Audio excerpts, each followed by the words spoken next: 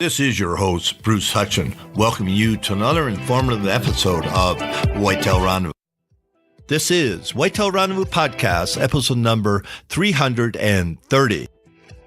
Welcome to another episode of Whitetail Rendezvous.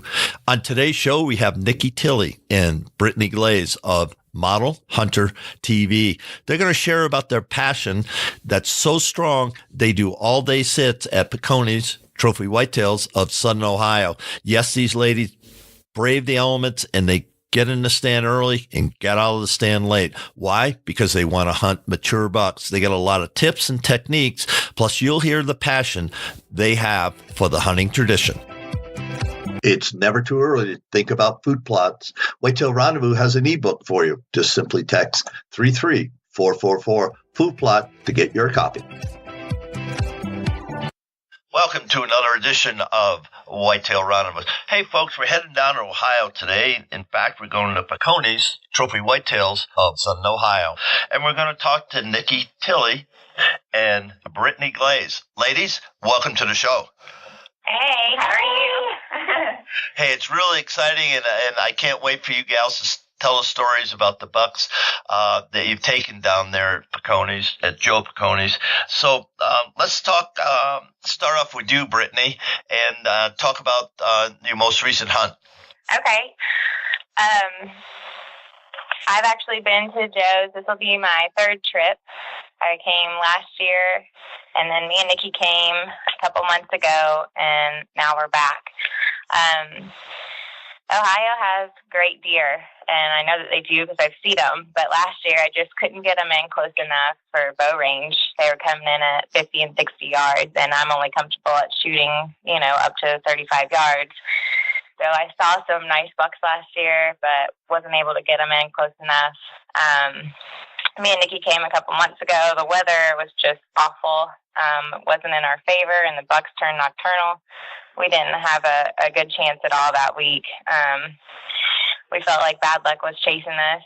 But this week, Nikki got here. We got here, and Nikki got her first buck with a crossbow. Our first night here. She was hunting for a couple hours and got one. So she's got the luck this time. And I'm still out there trying to get a Pope and Young.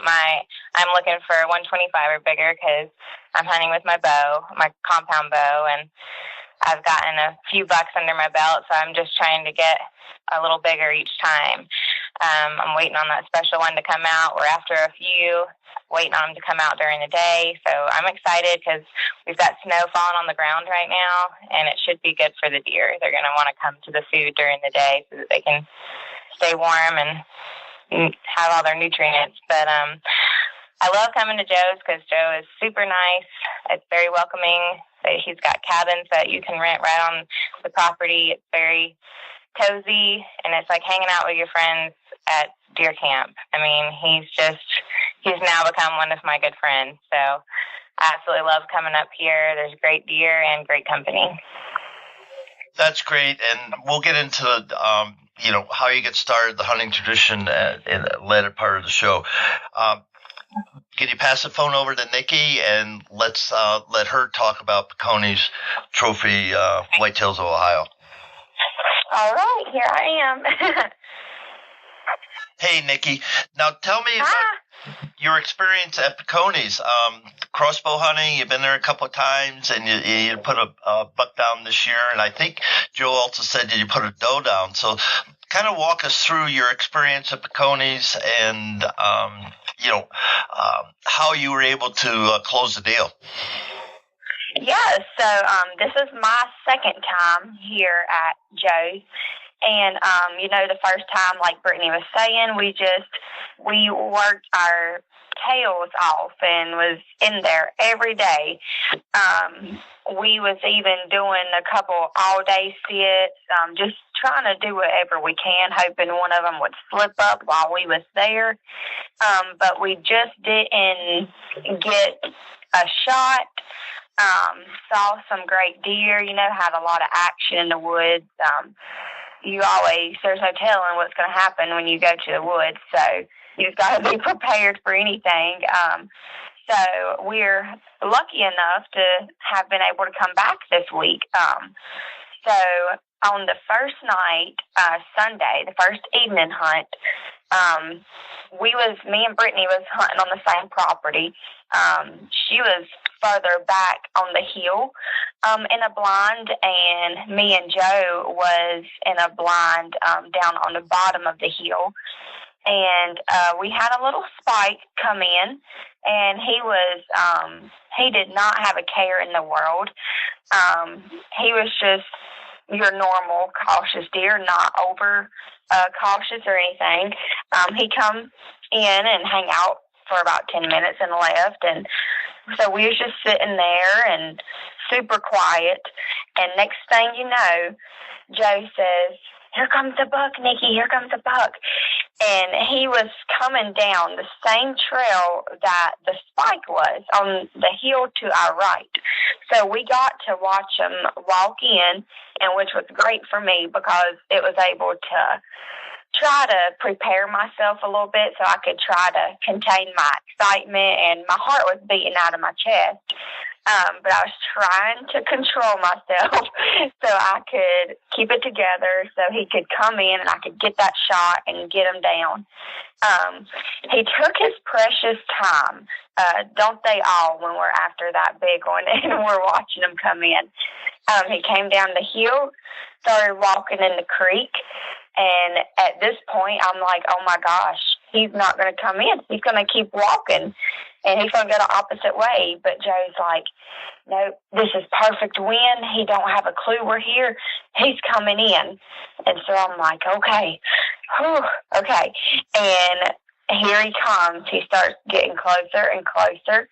He gets to about 50 yards, and he stands there for about 10 minutes. And I'm holding up the crossbow, just waiting for him to come to 40 yards.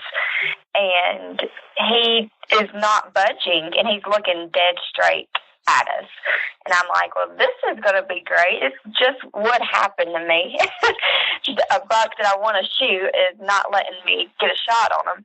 But finally, he came in at 40 yards and turned just enough broadside to let me get a shot, and I shot, and the rest is history. And now he is on the way to the taxidermist.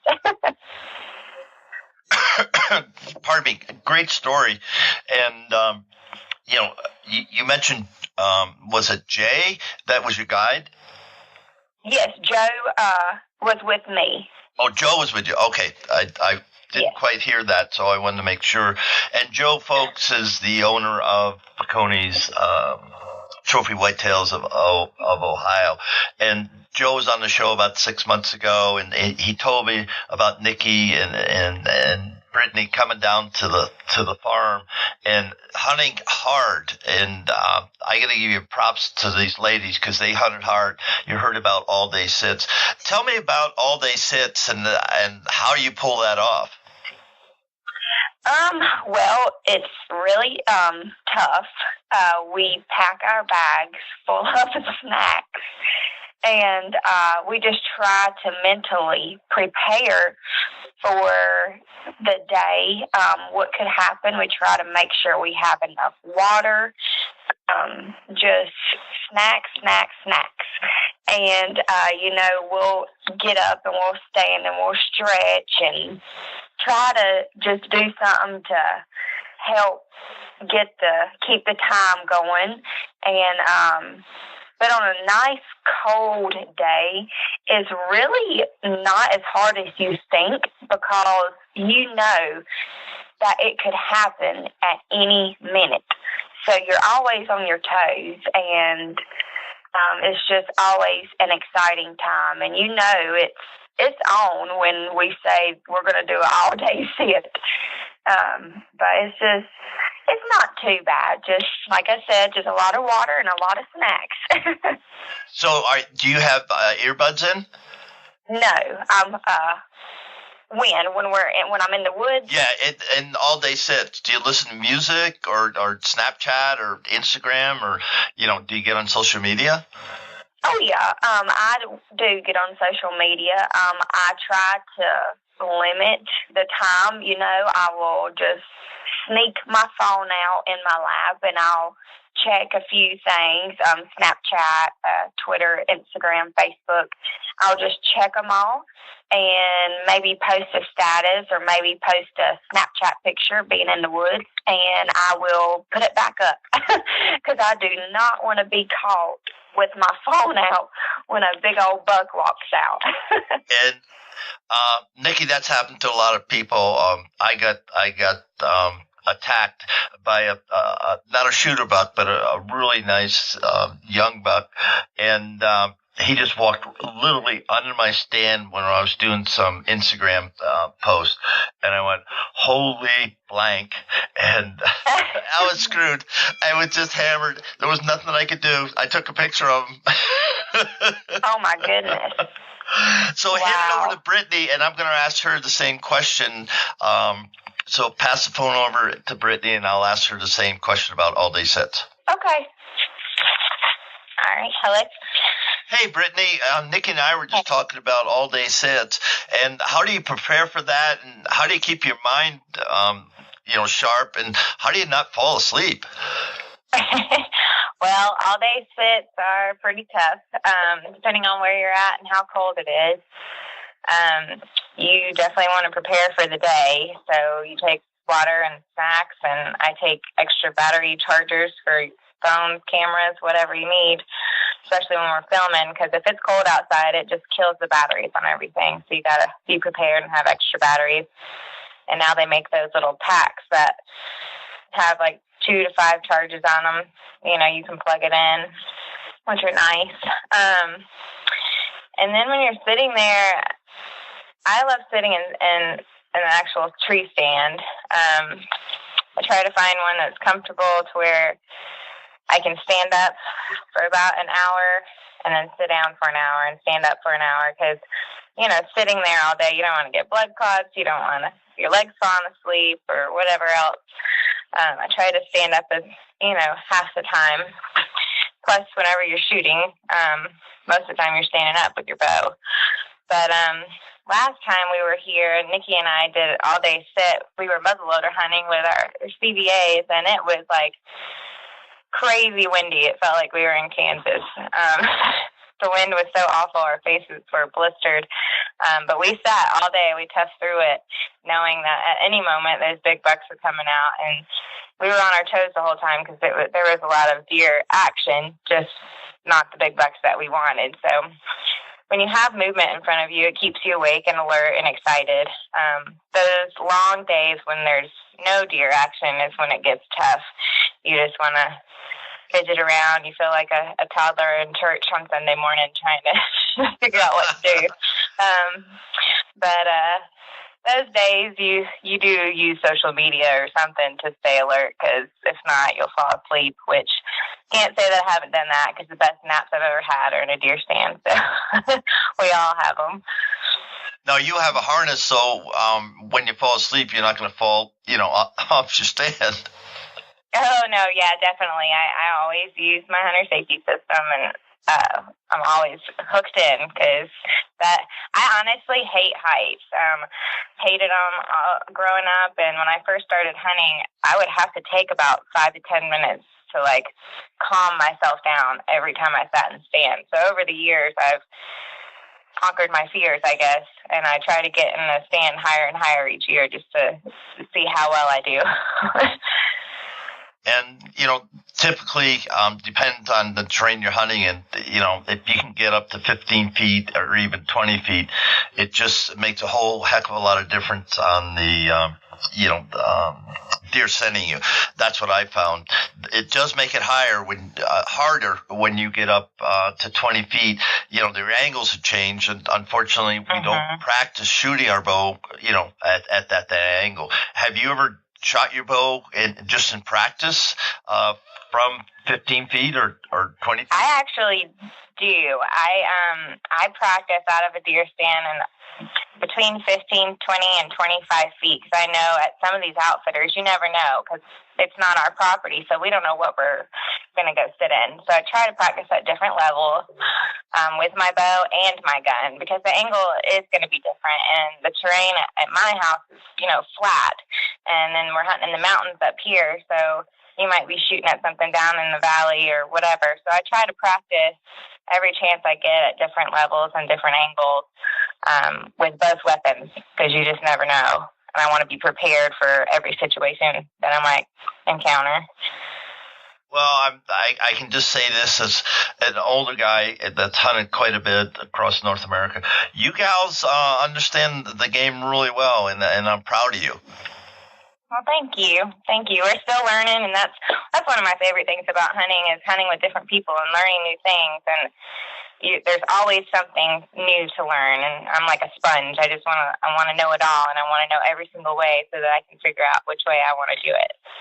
Well, I'm going to give a shameless plug and hope you ladies subscribe, rate, and review Whitetail Rendezvous. And, I have people guests 5 days a week, and that's what they talk about. They talk about hunting. We'll talk about some other things about the outdoor industry and such. But really, I think each show you're going to pick up some tips, techniques, lessons learned that you can transfer into both your experiences and Nikki's experience. So keep it up. I mean, it's just awesome to have you gals sharing from Joe's place down there. Let's switch it up, and I know you gals are starting something or continuing something, Models Hunter TV. So I'm going to ask you the question, and then we'll pass the phone to Nikki. So okay. Let's talk about that, Brittney. Why you started this and what you hope to do with the TV show. Well, Nikki and I actually met over a year ago at NWTF. We've been following each other for a few years on social media, and we pretty much live the same life. When we met, we clicked. We both modeled most of our lives and hunted most of our lives, and we both had the same passion for wanting to get kids, women, whoever new involved in the outdoors. And so we decided, hey, everyone was picking on us, hey, y'all should do your own show, because we were already hunting and fishing together and just having a good time. And they were like, do your own show. And at first they were like, whatever. And then we decided, why not? I mean, we're constantly posting videos and stuff on social media. Why not go ahead and do it? See how it goes. So we decided on Model Hunter because we do model and we do hunt, but we also want to be a role model for the little ones coming up. And for any woman out there or man who is scared to, ask how to hunt because, a lot of people, they want to do it, but they don't know who to ask or how to ask. So we want to show everyone that they can do it. If you want to do it, you can do it. If you can dream it, you can do it. That's what we're doing on a daily basis is chasing our dreams. Now, we're eating peanut butter and jelly sandwiches, but we are having fun, and we're traveling and soaking it all in. So it's fun to be able to share. I'm sorry. No, who's doing the filming? We actually have a producer, Jared Lott. He owns Broadstead Media. He's out of Statesboro, Georgia. He's a very good friend of ours, and he was just there when we were brainstorming ideas, and he said he would help us. So he has been a blessing to us. And when me and Nikki are on the road and he's unable to come because he's very busy with his own stuff, we just film each other. So that's great. Why don't you pass the phone over to Nikki and have her talk about Model Hunting TV? Okay. Nikki. Hello. Yeah, Nikki. So following up on Brittney and Model Hunting TV, what's your thoughts and where do you hope to go with the show? Yeah, so like Brittney was saying, at first we were just kind of like, oh no, like we're friends and this is fun, and everybody just kept bugging us and was like, y'all really need to do this, and we finally did it, and I think it was one of the best things that we could do. We both have the same drive and passion and love for what we do and helping others. And not only that, but this lifestyle that we have is extremely different than your normal lifestyle. Going to your job 9 to 5 every day, we're never home. And so it's hard for a lot of people to understand how we do what we do. So it's great to have somebody, a fellow girl hunter, who knows and understands exactly why we do what we do, why we're always away from home and everything. And so we're always there for each other and support. And it's just great to have somebody like that with you. And I have high hopes for Model Hunter. I feel like, we're reaching for the sky. Anything can happen, and we're ready for whatever God throws at us, and there's no telling. Well, thanks for that. And Brittney was sharing, you are both professional models, but you also want to model something for other people that are trying to get into business and for kids. So how does that work into the whole framework of what you're trying to accomplish? Oh, absolutely. Whether it be kids, whether it be preteens, teenagers, adults, whatever, the whole age range. We just love, people are always asking us, how do you do what you do? My daughter is getting started into hunting. What are some tips you have for her? Or my son's getting started, or my boyfriend is getting started, and what would you say to him? But we actually volunteer with Hunting for the Cure in Georgia. It's a nonprofit organization where kids with cancer come to just have a fun weekend of hunting. And not only do they get to hunt, but their family gets to come and hunt as well if they would like. So that's great for the whole family, and we have so many fun activities to do while we're there, whether it's fishing or just playing silly games and riding the golf cart around.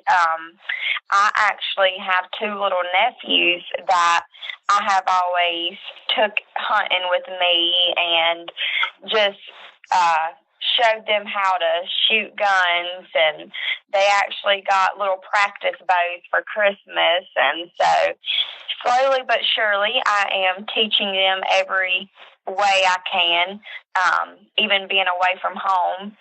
So we love getting others involved and keeping this tradition going, just like my grandpa kept it going with me. And thanks for that. And let's talk about your grandfather and how he passed on the hunting tradition to you. Yeah, absolutely. So my grandpa was a huge hunter all of his life. He grew up, there was no such thing as going to your office job and this and that. He got up at the crack of dawn and he had to go out, feed the cows, and start working in tobacco. My family all worked in tobacco, and his dad actually taught him how to hunt. He hunted bear, deer, hogs, you name it. He has hunted it in North Carolina, Virginia. So, of course, he starts, as soon as I'm old enough, he puts a gun in my hand and has me in the pasture shooting at targets. And, some people, he tried that with my mom, but she didn't like it for very long. But with me, it just clicked. And it's the best thing that's ever happened to me. And he took me hunting every chance that he could. He was actually there with me when I shot my first deer. It's just absolutely amazing, and that I learned so much from him growing up just in the outdoors and fishing and everything. It's great. Now, with your show, Model Hunting TV, do you have special kids segment or veteran segment, or is it just thrown in, however it happens and however hunting with you? Yeah, so what we're actually going to do, we actually already have a lot of footage from our previous hunt at Hunting for the Cure. And so we are definitely going to have an episode with Hunting for the Cure. We're going to do a little episode. I'm going to be with my grandpa, and Brittney's going to be with her granny. And so that's going to be an episode, and we're going to try to do something different for just about each episode, and there's no telling who will be with us or where we'll be at. We love helping others and giving back when we can. So it's up from here, and the people with us and the kids going to be with us and our family. So it's going to be great. Hey, folks, that's the end of part 1 with Nikki Tilley and Brittney Glaze as they share their hunting experiences at Peconi's Trophy Whitetails of Southern Ohio. On the next show, they'll continue to share their passion for the outdoors and share what's going to happen at Model Hunter TV. Thanks for joining us. Be sure to tune in tomorrow for another episode of Whitetail Rendezvous, where you can listen and learn from the experts so you can be more successful on your next hunt.